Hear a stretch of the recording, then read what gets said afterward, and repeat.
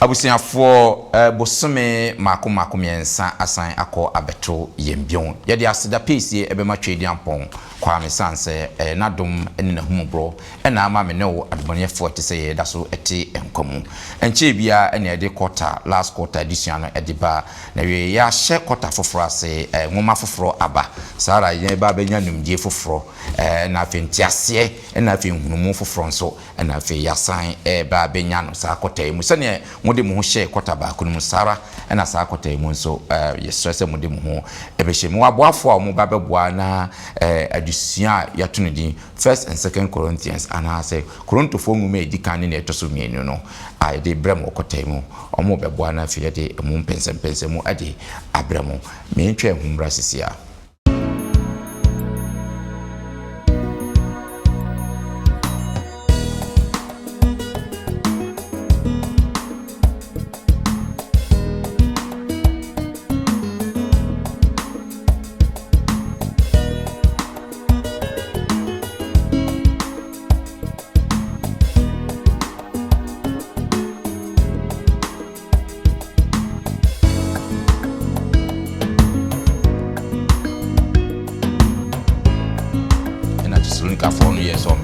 small girl in fact pumum e didn't journey free to sonika na oba hono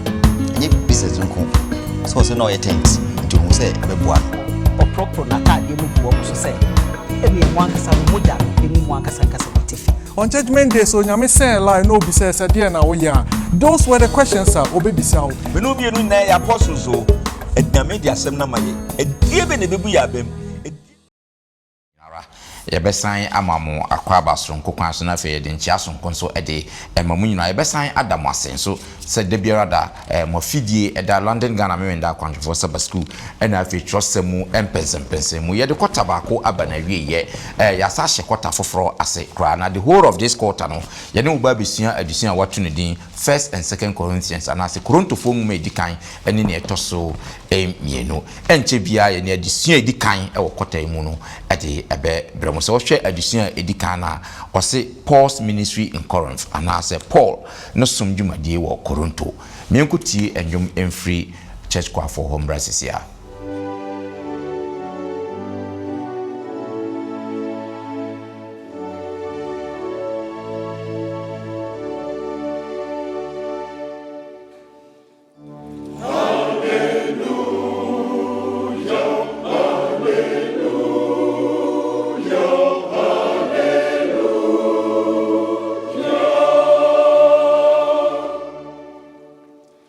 Oh,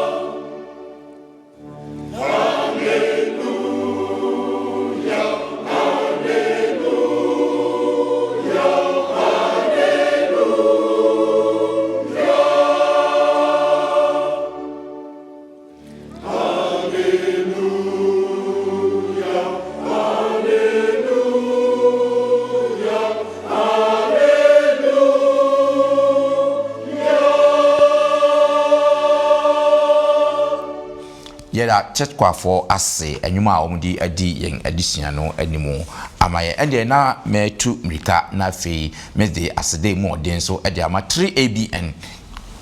Ghana TV and afei so Hope TV Ghana sadwuma ko mienu TV adwuma ko omo de nyankopon asempa no mo tre ede ko wiase afana enyinara entine ankrankra na de biara omboa yintuboa kakra ede so masene miemi omu mfidie mu se na ebe ya asempa no ebetimi atre se wo tie wo hwen na wo nya emwa bia obehu se wo mo number ede yemfoni na ne so fa na frɛ obi beje so kakra bia betunu fa boa sa adwuma ko mienu na nam sa ye so ema onyankopon so ehira se YouTube nso na wo hwe so na wo nya subscribe to your channel na se subscribe to your channel no uwia outside don sa mi adoma no so eche se yesa adwumaje ya wonso wonsa ebeka be wonsa kabia na so awo so akoma adofo enmo ma wie ni sadia ende na midimiti ebehwe efia se aboafo mo ha beboa na afie de adisuan pensempense mu ede abre mo medium somfo Bismarck mensa ende ye ho adom mesan ewo elda akoko kire eka me ho ewase elda che ye mo akwa aba me dase se last quarter no na ye sa adisuan yi this quarter so wasa jepene se ne adisuan fo so enche adisuan no me ko manimu a Foster Chum enso na eche Foster ye mo akwa aba great me da say last quarter now we have say this quarter so wasan aba onyankopon enhira me ko manimu Sister Grace ababio so na ete ono Sister Grace ye mo akwa aba yeah boko last quarter mudi muhudi mu this quarter so masan aba onyankopon enhira na afi me ko etro no a elder Dr. Alex Collins afa so enete etro no a elder ye mo akwa aba great me da say yeton safra mu nyina modi odo abo odom say quarter yin so yemfa agisia kunini emfamre yen atiefo ma wie ni saade ene na ahobrase mu bia obia no obesi utrase na afi mama openi kire abompaye ede amaye emompaye yenyankopon ni abankese chemu a uni umahwamoda anumre wo ma yehyiemu ye pense wunsemu wonsem ni ye honhom ne hia se honhom ne kyerɛkyerɛ ye honhom ne ma ye ntiase honhom ne ma ya adwene betimi de akyerɛkyerɛ mu na yate wonsem ase intimesre ewurade sabre ya yehyiemu hai ma ho kronkron na wo hye ne ho bɔ no ma ho kronkron a ɛka tete adi kanfo no Pentecost penso no emeka ye ho sabre o mebie ya adwene mu o mebie ya akoma mu de ewura fimpono nkaka ye de yemfa nkyerɛkyerɛ de sua mu na foforo o mu etie so enyanti ase de yemfa nto ya brabo ho na yensomo na so yi ho dia ya anya yiraba yeso se betena yemfimfin sabre wo de yi nyina mu Precious name unti. Amen. Amen. Good. Mesan ama mwakwa babion se last quarter additional kamapa ye. Minimi ye se senye yesua se additional na ye additional ye hwe kwan befa so na ye ni onyankopon ayonkofa no yetimi anyini ewo mu fato amaya kwankyere bebre. Enti samre die se ye ni onyankopon ayonkofa no enya nyini ya ye ma se additional ntiefo. Na babie tosini no yenhye homa na afi yentimi mwa na ye ne nyankopon ayonkofa no entimi nyini sanse no ne timi nyina ebetre na ba ayonkofa bia yewo ewo wiase emu sakote mu nso no yewura adusua foforo mu ose Korontofo mu me dikan ena afi Korontofo mu me etosomie no sa nwoma mienu nyina ye Paul ene kyroye se ne nyina enim no letted tro ye nyina ya tro letted da se die letted tro no ya de dada kakra ba sisi no abefum fidie ya dane letter no dia ba email and afi text message na so botae no the same adenti na ya kyerɛ letter sabe adwene mpo ewu trim na opese wuni ate atenka bia ewu mu ana opese wuni ate asem bia opese o ka kyerɛ obi na nipa na woni ne ntimi nya mpu no na de aye krata kyerɛ na de akwa sa nipa kro enu nti na ya ayeta kyerɛ letter sabotae no the same thing to na Paul and so ejina so Paul etete sorry bebre nanso na ntimi nya possible emma de biara oni omundi mpuni ntino ne oye ne sensama ya mpesa me de koma asafo no ena nsam ntimi nko ho ntimi akokere bi de aye nkrata atworo na afei wɔde akɔma ɔmo most especially na ɛyɛ na ɔta address nneɛma challenges asafo no ɛkɔm no na watwerɛ nwoma na ɔde kɔ ebi na ɛyɛ Korontofo nwoma ɛtɔ so mmienu edi kan na afei Korontofo nwoma ɛtɔ so mmienu na yɛba abɛhwɛ emu nsɛm no na yɛba bɛwura adesua no mu ɛbɛma yɛhu atrapo yɛ bebre ɛfa Koronto asafo sɛnea esitie mfa na asafo no yɛ asafo ano kwasɛm ni sɛ nsɛm wo mu papa na sɛnea adesua no ɛka ɛkyerɛ no wɔ sɛ wasafo problem wo mu a in fact yɛbɛkɔ Korontofo obi sɛ mo asafo no problem nim mo de mo problem no bɛto nkyɛn because apart from adwaman ne afi sabe nkitawudie a na enye papa na ekoso Korinto asafo no ɔse nkwankwansa adwiwi ne watin wakame na saa ya asafo no ma in fact yɛmfa saa kɔta we nkɔ na wie no na mo problem bi a wɔn wɔ asafo no Korinto die we no ebetufo na afi atumi aboa yɛ nyinaa na yɛatwɛn Yesu Kristo maboafo no ayɛ krado na first lesson na yɛde brɛw no ɔse Paul som dwuma wɔ Korinto yɛba abɛhwɛ Paul's ministry in Korinto ɔkɔ Korinto na botaeɛ ne sɛn ofiri hefa ɛna ɔkɔ Korinto na asɛm ka no na ɛte sɛn we deɛ yɛ nianimu enti yɛnkɔ emu deep pa na yɛkɔ yɛnim no adesua no mbebie na afei yɛnya emu ɛnte aseɛ enti yɛnka abɔsɛm a yɛde hyɛ adesua no ase no ɛwɔ Acts chapter 18 verse 9 and 10 sɛ first away crowd abetumi akan amaye Acts chapter 18 9 and 10 enti Awurade asɛm Awurade ka kyerɛ Paul ensuade hu sɛ ana adwo sɛ nsuro kasa mmoawa no ifisɛ meka ho na obiara enka ho emeye wo hwee na me won krofo pii e wo kuro yi mu amen good I'm say ye koyanim no atensen ka bosom we bebam one of the lessons na fe ne obekasa ho no wa ma yate ho no ase ye pa na hwe ne animu ansama ode ma ye efasa edition a wo se English ni sampaka ni bi eka asem se one de na oye mpaboa e na odididi na nso na adwuma pa ye akraje sa na Paul nso ye nim se na oye ntomadan ena na odididi bo no na adwuma pa na nyame de ahye nsa na obisa na adwuma oye pa na se ono nso spread gospel no na obisa yen se yebetimi a kire asafo bi a ewo asase su a problem enim and as omo de asafo we de challenge bi anim and the same way no sana nsafo Paul tete ye no na challenges wom na in order to address those challenges and na oni omuntimi ndim mpuni nti or de bi ye kratacho ebi no cho edikoma Korontofo ya ye hwe emu asemi nti first of all ye hwe Paul ni dwumadie aiwo Korinto na dusua edikan a ode maye no o se Paul Yesu sumafo onyankopon nyankopon afre no Paul a God called apostle of Jesus yendi kan enkan bibi wa ase ansana mama dog abamu ase akire ye why Paul or describe no say oye apostle 1 Corinthians chapter 1 verse 1 no na fe nso yiri nso ebe huri ni aka Romans chapter 1 verse 1 na fe yenhwe nsɛmpo titira saa nyitu osem yi ade ma yen wa 1 Corinthians chapter 1 verse 1 verse 1 say Paul Kristo Yesu sumafo a onam Nyankopɔn peso afrɛ no ne yen nua sustain Romans 1 verse 1 1 so say Paul Yesu Kristo akoa a wɔfrɛ no sɛ ɔmɛyɛ osumafo na wayi no asi hɔ ama Nyankopɔn asempa amen yes mahu sɛ wo address Roman for no is using similar words no de ma Korontofo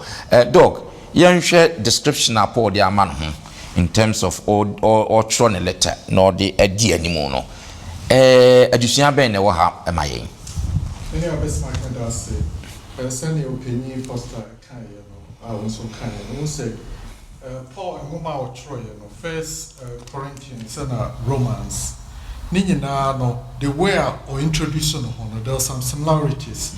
Permit me now in fact Galatians and count one. You heard your kind. Or say Paul an apostle not from men or through man, but through Jesus Christ and God the Father who raised him from the dead. Say yɛsua nneɛma bebree afa Paul ho what kind Paul wotumi sɛ Paul ɛba ne CV a ɔwɔ a long CV Paul osua adeɛ ɛwɔ at that time no mpanyinfo a na ɔmo kyerɛ adeɛ one popular way friend Gamaliel na ɔde to no ho sɛ ɛhɔ na osua adeɛ nipa bebree theologians for bebree believe sɛ ɔhwɛ Paul baabi osua adeɛ duro yɛ na nka na mmere mu a na kyɛ sɛ PhD level Paul say ɔyɛ Jew ni ɔyɛ Jew of a Jew of a Benjamin abusua enti sɛ nka ba sɛ Paul twerɛ letter na sɛ CV na ɔpɛ sɛ ɔma amanfoɔ agye ne nsɛm tuma nka some of these ɛne yɛpɛ sɛ ɔtwerɛ sɛ Paul a me Paul a mesua adeɛ wɔ Gamaliel na ase me am ye Jew of Jew me am free Benjamin these are the things that nanka ye expect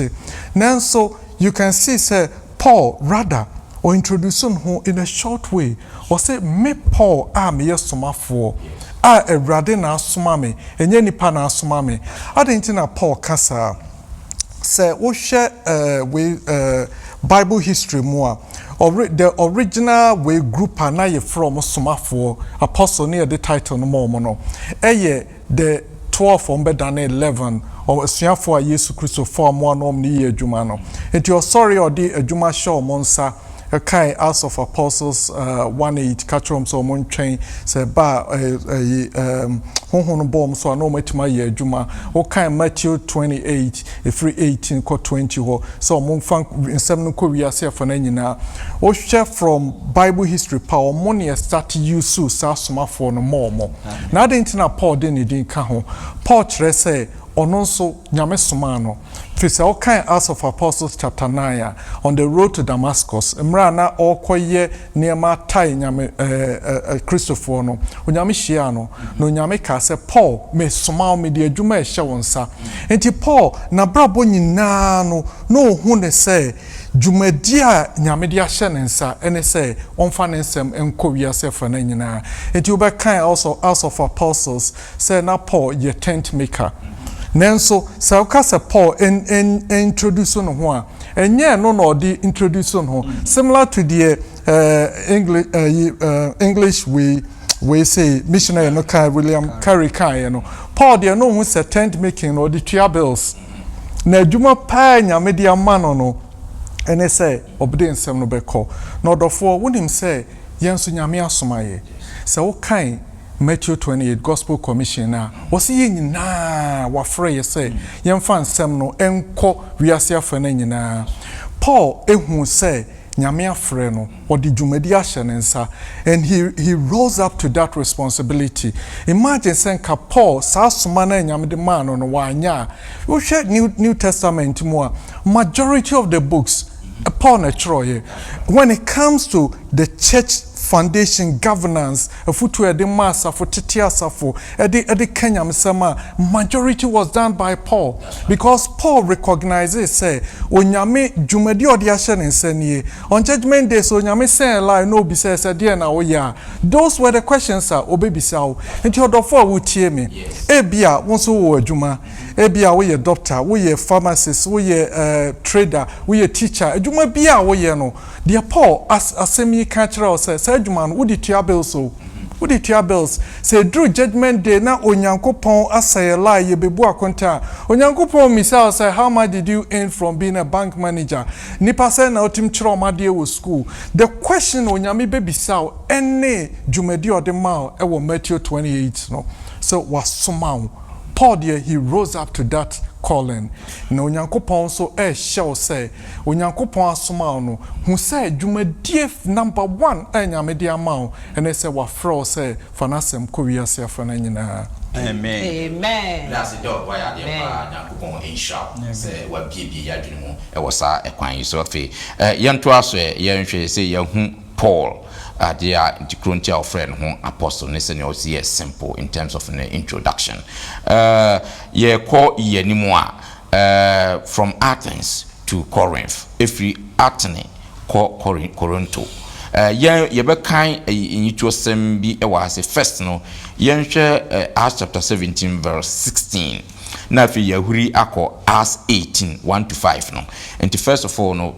first share Acts 17:16 ye pe abase bi wa hase ye nhwe the background they leading in Corinth. Yes, just read the 16. Now we are what call as 18 1 to 5 and so. Okay. Na Paul etwen won wo Aten. Na wo hu se krono e de won ho amabosonsom no. Ekenya ne honhom. Great. Right. Now call your friend is saying 18 1 to 15. 1 to 15. All right. See. Yen wachiri no. Paul efri Aten Corinth. Na ohun idani bia ne dende Aquila owo no Ponto. Na ofri Italeba ho nche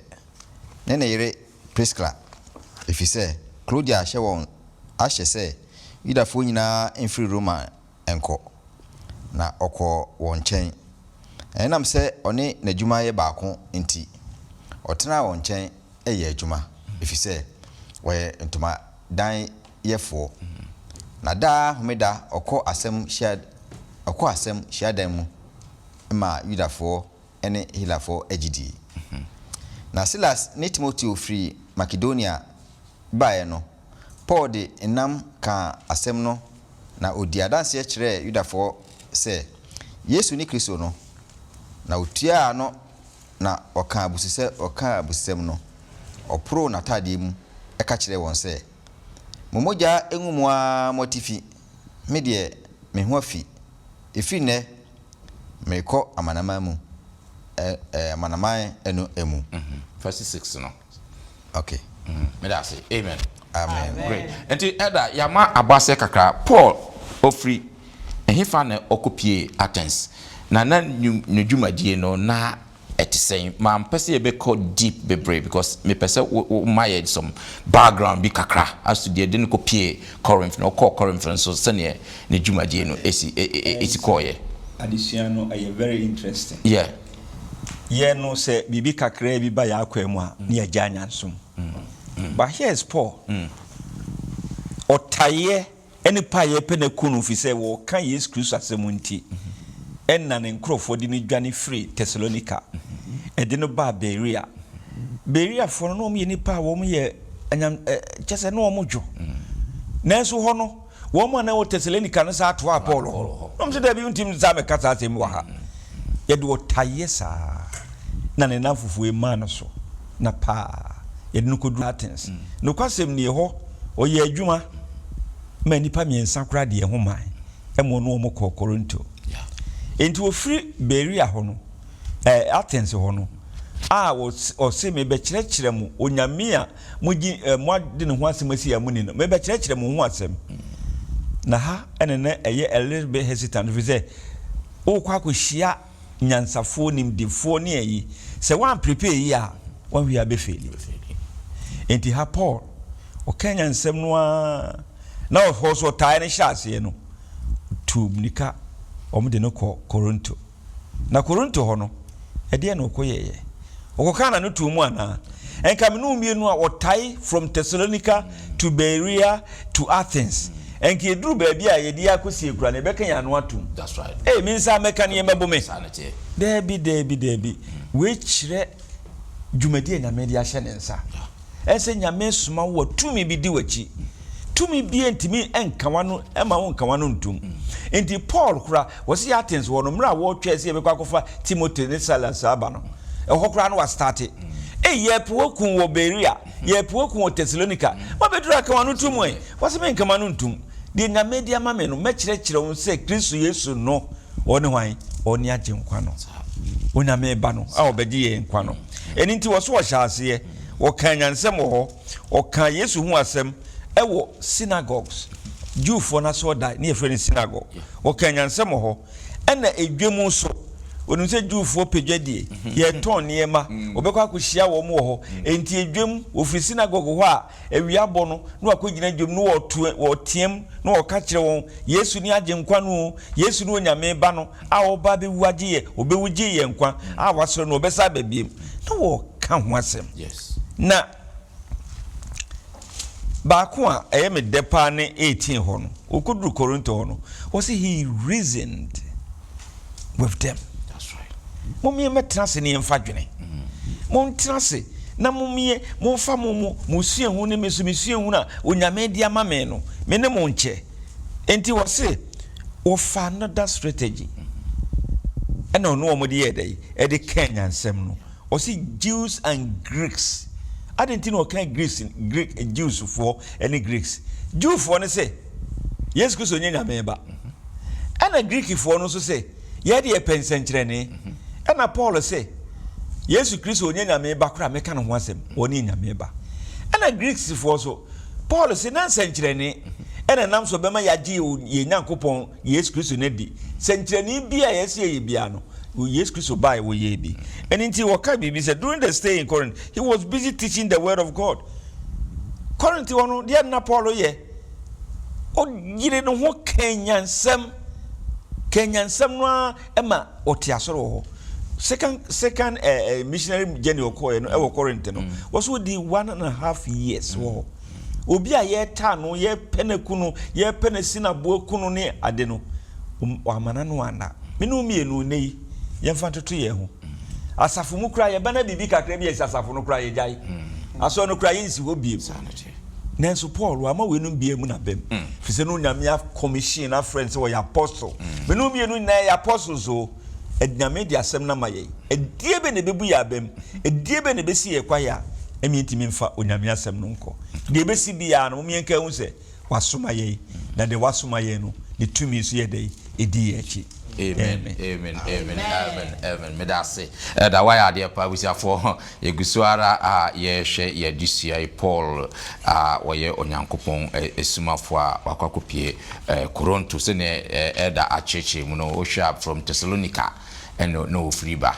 and at Thessalonica for no years on mebo no small girl no fa mpumam e din dwane free Thessalonica and who omdin ba Berea and I wouldn't Thessalonica for no maso atonu say akwa no omdin ko Berea o enom say din na chini ba ho and omo say be bo no ho and na Berea for say no yensam fan small and omo say small girl no be pie Athens and on ka obi a wadi asichire ade aye pe wa kire afremfrem ade aye pe wa kire wakoto say asichire fu e bobola asim pese mi dago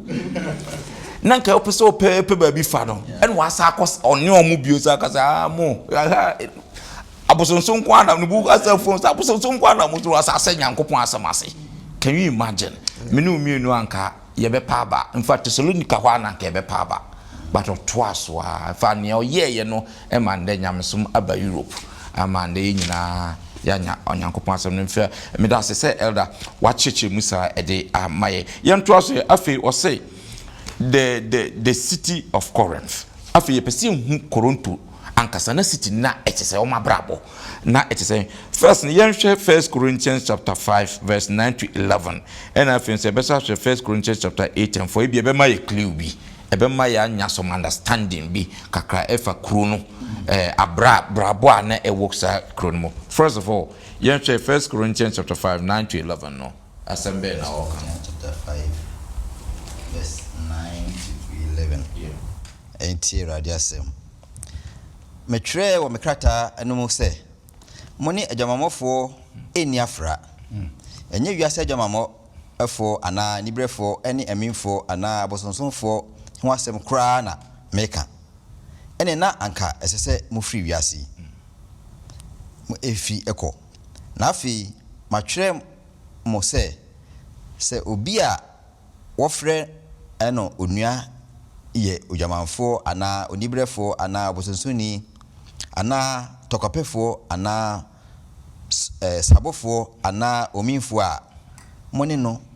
emmo saa nipa no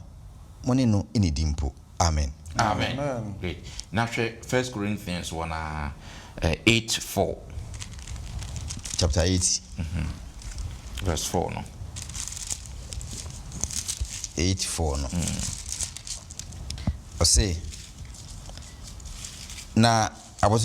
abosom afore bodie ho de yenim se obosom enye hwe wo wiase nanso onyame biara eni ho se obaako no epe. Amen. Amen. Great. Yanhwe sa kinkan sim we mfoni ben na ohwa etwa kire yen efa Corinth krono omo abrabo obehwe na etisen It was said your penny edikaka say Paul bedru Athens. So Athens no so known a well known Olympic Games. That's right. Enti Paul be Corinth no. Ana Corinth so na before say Paul be ba na ya say no 146 BC and I chrono Roman 4 say no. Okay. And I Julius Caesar all right 44 BC. All That's right. na Yesu beba no. And o de ma Roman 4 no. Enti sa chrono o chichire no on benya 2 harbors. Okay. Ewo ho. Tina akoye business center. That's right. E madwadie ne enema nkrofo ba ho ne ade. Nti ohun se eho no ebebo asen Athens. Okay. Nti oba Corinth. Okay. Na oba ho no enye business nko so se no ye tent. Nti ohun se ebebo no. Ana fe nso kro no san se ai business center na nkrofo di afrisa ne e ba ne ade no abosonso fo ho. Bonifo se mo ho. Ene enema brinti na addition na e ka kire no. So obi kra na eso mbosoma ene ni kra ne dimpo. Okay. Nti kro no aye bosom ana afom no mo eno ana Paul sa kroi ana Paul etimi etrem ene so no se yo baby na ho etawe yo baby na ho ohawa se de Paul owo Athens na wantimi ensuru na epamo no na obesa be hia bi wa Athens no okanya mesem no Yeah. sa pepepe na oba Corinth no ebi ne ho otimi etrem ene so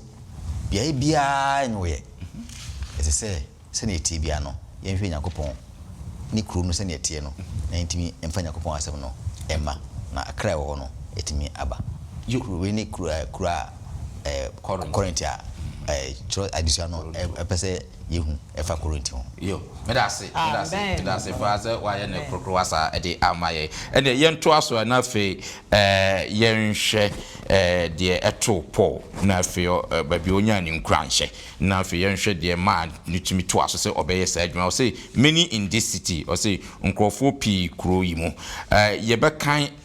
as one hour na 18 come from 4 no kopem 10 e ho na nka abosem no nso hye na fe ye nhwe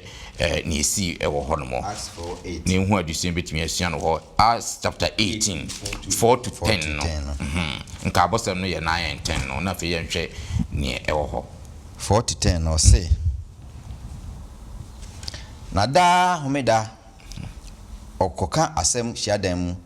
ma Yudafo ne Helafo edi na Silas ni Timothy efri Macedonia na Silas ni Timothy efri Macedonia bae no Paul de enam ka asem no na odi adanse kire Yudafo se Yesu ne Kristo no na otua no na oka abusisem no opro natade mu eka kire won se momoja engumwa motifi me de me ho afi efise efri ne menko amanama mu enti 7 no ana ofri ho ko obi a ne din de Titus Justus ofere Onyankopon. That's right. Ni fie bata hyiadan ho no fie na hyiadan mu pani Crispo ne fiefo nyina agi Awurade di na Korintofo mu bebre a otie no so agidi ma obo won asu na Awurade ka kire Paul anisade hunu mu anajo se nsuro kasa na muawa no efise meka ho no bia enka wo emeye ohwe na mewo nkrofo pi wokroyi mu na otena ho amen Sister Grace ye nhwe osi nkrofo pi wokroyi mu many in this city mfoni be na enyitu sem we yi kire yen wa hai yo Mr. Besmark pedase minu ya no papa mudi kan so nyame nhira mo okasa nkrofo pi wo ekroyi mu a emi se ewo nka bosem ni mu eba ase no na opeso che bra Paul start say o kan nyamsem no ana so ba Korinto na wo kan no emi se ye wo kan ya de bra kenkan ye ya o se na da ahomeda no kokọ ehia da mu na okoka nyame asem e kire Judafo ne Helafo na wo mu won sebe ya omo beji adie na omo hu se Yesu Kristo no ne agenkwa no so okoso kan ya na bra Silas ene Timothy be kan ne ho no ma wo de ahokeka ne anigye ekoso kan asem no o kan mankofo di nyame ho adanse e kire wo mo na bra wo di adanse ne kire Judafo no se Yesu ni Kristo no wo se omo eka abususem tia no omo didi natem kan ne ma se bia na dwere kura nya adwuma honhom fam ne honam fam nyina Bible so omo kutia no ne mpokwa na se ewu kura ya bo mu nya no kura nko mbeku no nti odi suro ene ahopopo opropro na tade mu gu omo so se ene emu ankasa mu moja no engu mu ankasa ankasa motifi am se me de nka boss bi ebeba be kan ho se Ecclesiastes 33 no o kan ifi 7 ne ba no a se bobone fo no kokko so won sane fi na kwambone ho na so wan sane de a ene oni moja na se buni nkwaje bia na emum so sane fi na kwambone ho de obenya nkwa na wo so se ka no se wanka obonefo no ni moja onyame bebisa afiri ho na emum ka de a wo so be pepe ni moja no eni wo bi mfi se waka eni wantie nti wo se wantie no eba asa no ye na dwen se eni wo bekọ okọ be ma bia na onidin wo ye panyina na ni di Tito Easto na wo ye nyamesroni a wo se na ne fie batahia da na ho wo so mo yes na ofiri ho kọ na wo se ko ofiri krom okora ko no di kan kọ no ho ansa so wo so kọ no ko hu papa bia no so so wo hia da panyin no hia da no wo ho no mo panyin no eso so eba ho bi e fe ne Kristo pa nti wo ba no ho no wo se wo ka asem ne kire no na nimonyam Kenya me se na kana ba mabuo no osofo panyin na se hia da panyin na busua nyina eje yasem ne tumu ma obo masu na so obo masu Juda 40 na yom nwa was eye de na wapan na busua timi age atumi abo masu yi ene na Juda 40 so gidiye e mo mo so obo mo so asu so kan ho enti e bra obo masu kan ho na ko ba se ofiri ho uka Isaiah 55 verse 11 na wo se Sara na masem infiri manumu masem ifiri manumu beye wo se rensan emakwa na emom gise eye de mepe onyame se na sem no a wo beka na se Paul kan no ekoso aba ebra na nka na ba mabu abifo didi na tem no mo po no ka busu semti ano no wo so ko ba bi didi asem na anye kokoso aba ma abusua ni nyina abo asu e ma kromofo so ko mpo bo asu wo se onyame se sa na asem ne ba ebe enti akoba se friend say Judafo no so hu ye no wo so nyina be gidi ye no mo so ebobo asu bi ma wo so hu efa ne se Yesu Kristo oni Messiah no te bi mo bo asu wie no na chese oguso ebra wo mu didi Paul atem ya de no wo se na ne ra ho ye na dwe se enko be firi ho akọ ne mu no na wo se okoda anajo oda anajo na onya edi so ade hu Yesu Kristo na yi ne ho adi kire ne se ensuro na meka wo ho enti wo yi Isaiah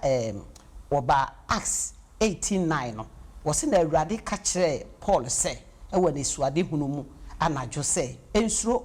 kasa ne muawa no wose kasa se ye Kristofo ye ko baabi a baabi we beji ye baabi a ye nye wose ma ye no mu ya bam ye nkoso nkasa se de nyame ayi ne ho adi kire Paul no wose obu ha wo ka akoka se no obi bu animtia obi okra po obi di hu few obi obejojo che se onfa wasem ne nye hwe nanso wose emma we ni nyina mu wa bam wodi e kasa nyame ase no de ama no bobonefo no kokko so on sane mfi no wan sane de ane chese eyo no ane jejirije o se ba ye pe no fi na o se ye wonkrofo bi wo ye dwuma mu o se ye ka kire wo mu ye wonkrofo bi wo ye busua mu o se ye ka kire wo mu ye wonkrofo bi wo ye namfofo mu o se ma ye mua ya no ye nkasa ne kire wo ne fa ma wo mu kokko enti se ye bo ye ka kire wo mu na o se ye beboa ma wo mo so atimi age adi na wo ko 10 no a o se efiri se maka wo ho na obiara mekbose na meka wo ho na obiara enka wo meje wo obiara ntimi meye wo hwe na wo ose na mewo bra pacho kama me emi se wo kan ya mu beda ho Acts 18:10 no pacho Acts chapter 18 verse 18:10 no ti o se if you say meka ho obiara enka wo emeye wo hwe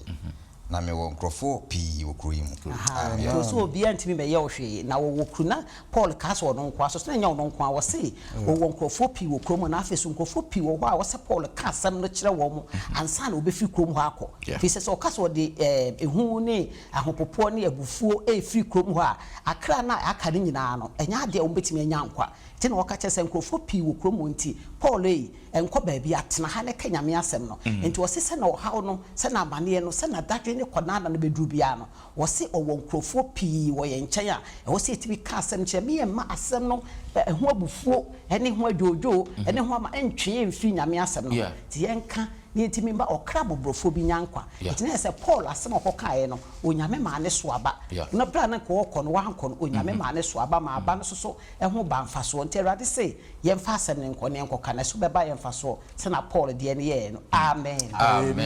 mfa biribi ketewa bi sɛ yɛhwɛ na yɛ Ghana churches here are springing up throughout the world na hyɛfie nyinaa firi lende ha na ye started na nya ade a emre etiro bi kura na ekoto no mu a ye ya asafo mu no wo mo enya Ghana fo no mo sere ye no mo twetwe ye nanso ye mpanimfo idensi ye esi ho ma ye de se mo bu ye nimtie o se mo ye de yin o ye de osie eye oyo ma ye de mpai boni akom kire ne Barbara de sua enemo mienhwe de Ghana churches aye ebi na Paul ye wa ma twetwe wa ma otai wa ma bibia ansi ne kwa si di nipa no bia no akira even to the say ye otitire ne no wo ye conference ya e kan say me over my dead body me ma monti Ghana sorry enso na mu ye de nyame aye aseda ne de ma no fi say ya ansori ya shita wo wiase nyina ko Europe akrade a edoso boroso mo me emfa da mewurade ndi muti amen ya meda wase yenhwe ne di awie na fe yemfa ensori edition so fe yenhwe Paul's letters to Corinthians no Paul ngoma ochro koma Korintofo no yenhwe clue bia ebema the reason why Paul etro sa engoma we na ehu hia se otro engoma ekoma Korintofo we 1 Corinthians chapter 1 11 to 13 no na fe yebehwe 1 Corinthians chapter 4 verse 14 na fe yakan ba konso akan 1 Corinthians chapter 5 11 sa nema mienu the first one yehwe 1 Corinthians chapter 1 verse 11 to 13 I'll say na minyano Cruifie abeyi me ho asutire se a prepare wo mumu ene se mumu bia ka se me de me wo Paul afa ana se me de me wo Apollo afa ana se me de me wo Kifa afa ana se me de me wo Kristo afa wa papa Kristo mu ana Paul na obo no asenuam ana emamo and say obomo asu ehye Paul edimu amen great here share 1 Corinthians chapter 4 verse 14 no we record 4:14 or say mentwere ye imegu mo anim ase nemom me de betumofo se mema adofo amen na guri kan 5:11 no na afi matwere mo se se obi a ofre no onua ye ojamanfo ana onibrefo ana oposonsuni ana tokopefo ana sabofo ana ominfo a mone no emmo saa nipa no mone no enidimpo amen so dog yen show saa yitosen we die na e ka kire ye po botaye ntia na ode cholete akoma Korintofo yi many of us like medase Auntie Grace, Minia Foster, and Asopeni Trans, Yamin Shramo. Adiciano, we are in for a treat this quarter. Theologians, Ejidi say, Paul, in Woma or Trokoma, Corinthians for no, ne ye beye miensa, and I say be a nine. If you say, what kind, some part of way Ningomana or making reference to previous year or Troy, but so far no dear only the first book of the 1 Corinthians and 2 Corinthians na yenya. Enti eno na yebisia the whole of this quarter in na ohwe sane Openyi Foster Ekanye from 1 Corinthians 1:11 to 13. First, we take the first book of the 1 Corinthians now. We much you know. Nansen be AC sorry, it was a small church. On say Paul call Corinth during the second missionary journey. That's right. Now, so Sanguma we not Toronto during the third missionary journey. And you person who or call this time the entire call any the year na I know it's recorded in the Acts of Apostles. Now in SMBC ye trobe catcher no and no tro in Moma kutu omofo. And a Arabia friend Crowley na busiamu omo tro omo say in SMBC sorry no more. Na they could not sit down. Into omo tro some bre Paul. Into no Paul address a futu or de momo. Na niema be bre AC wo hono. Osha or say na nchichemu wo ho. And I'm say Paul koto pressa ne akwala wo ho. O ni omnyina kabom ye adwuma no. On de Paul de wo ho say ni nyina no adwuma ba ko ne ye nti omnyina kabom no moko. But Paul ko wie ye no ebisi me wo Paul afa me wo akwala nsa me wo Apollo nsa me so me wo Yesu side. Na Paul ka say onyankopon adwuma no ye nchiche nyame mo. De ense nyina ye kabom enti bia wo betikan ahyase na obi abeto aso but se nyame adwuma bekoso a onyankopon na ma de increase enti no otu omofo se sa entitimu no omunyin free ho na ohaw foforo na esa wo ho ne se na adwamamo e wo ho so wo hye Corinth na Corinth port city no wo two harbors enti omo free harbors no, so it was situated in such a way say na would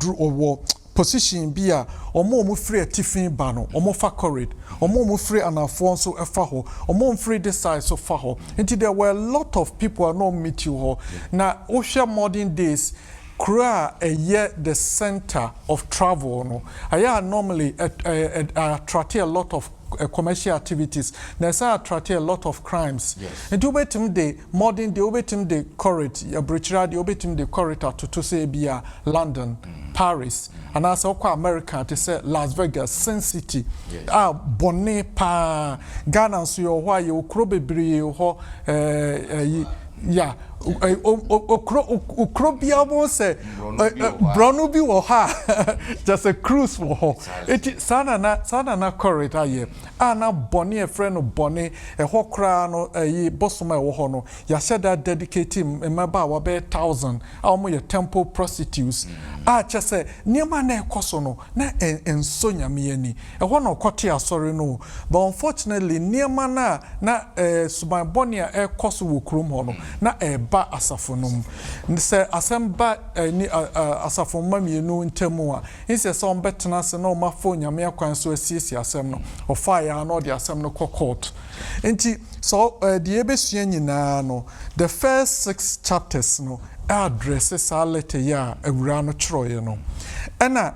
another person so throw letter for fra and no the name that person free by but and also okay can niema bebre bi te say fa aware ho fa awarejaye ho fa say whether say yan warrior na say wo be wadwen so me de me ware kra fa aduane a ye de ama abosom ene kwan ese yesum nyame enti and so it will be dealt with from the chapter 7 right up to the last chapter no. Yeah. Now see the second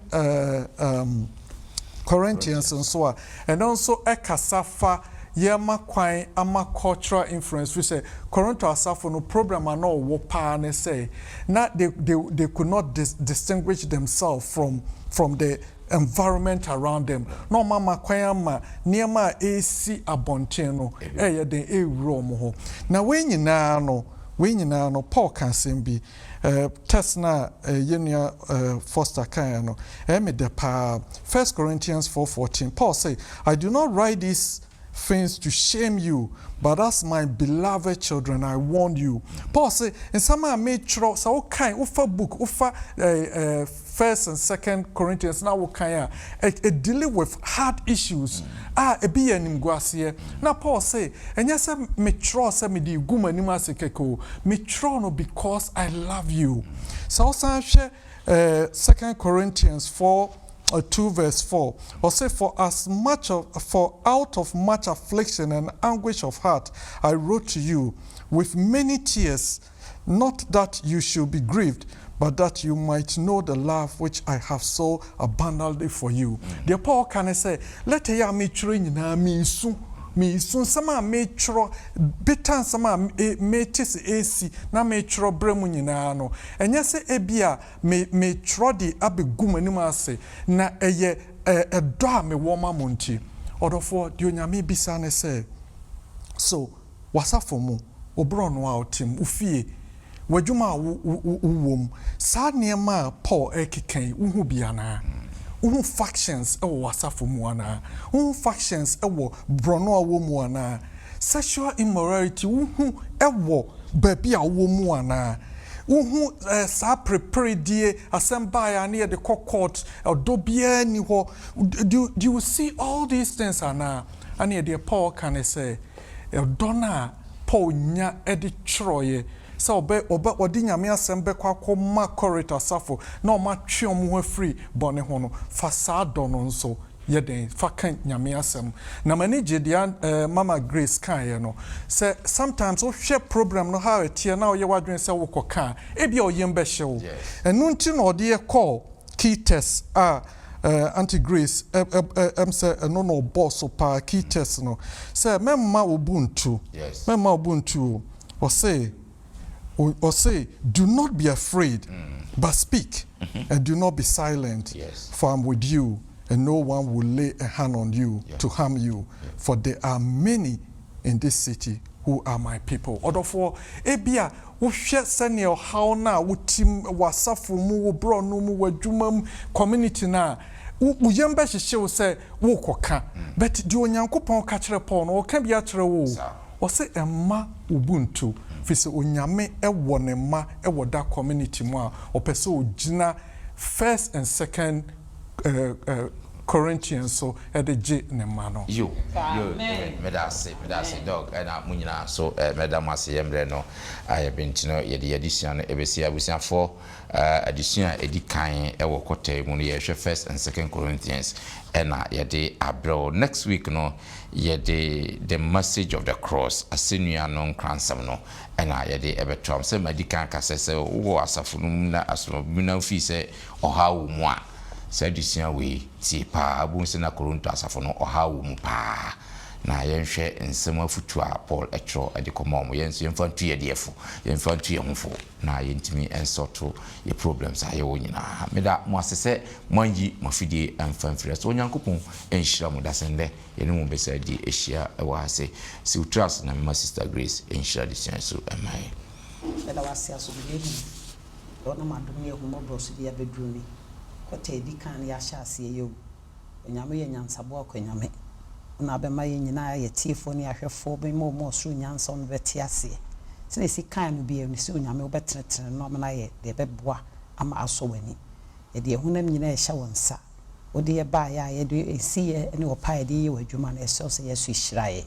ne hiraye ahwefo ne ye tiefo so bo ye ho ba ye ho masem kopim se na wo twe se na ye be se hia ewo Yesu di mu nti amen amen